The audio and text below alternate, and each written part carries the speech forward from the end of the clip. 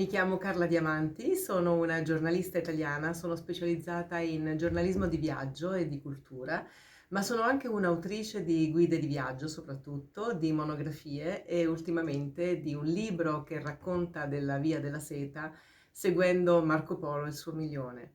Poi mi occupo anche di molte altre cose che hanno a che fare con il turismo. Insegno all'Università di Torino progettazione di percorsi turistici e cultura del viaggio, formo con corsi di aggiornamento i professionisti del settore e poi sono consulente per molti tour operator come progettazione di itinerari turistici e talvolta anche accompagnamento di gruppi che abbiano un taglio particolare.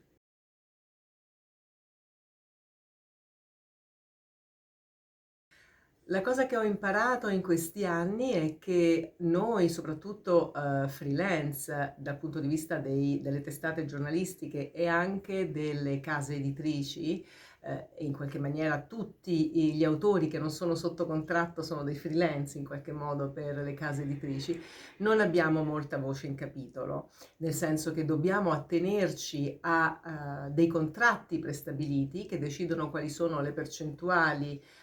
di diritti d'autore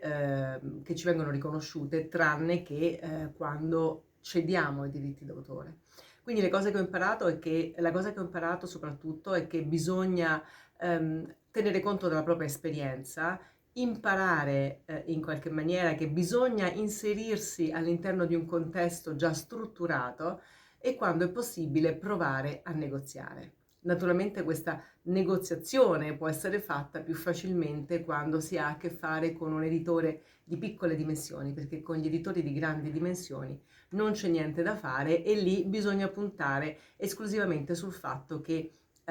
il buon nome ci fa un po' da apriporte per il futuro.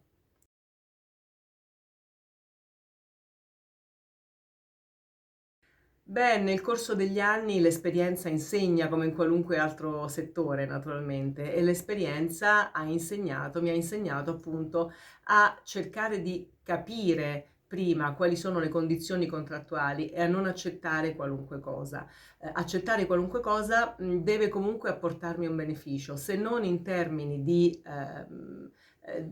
percentuale di diritti, almeno in termini di visibilità.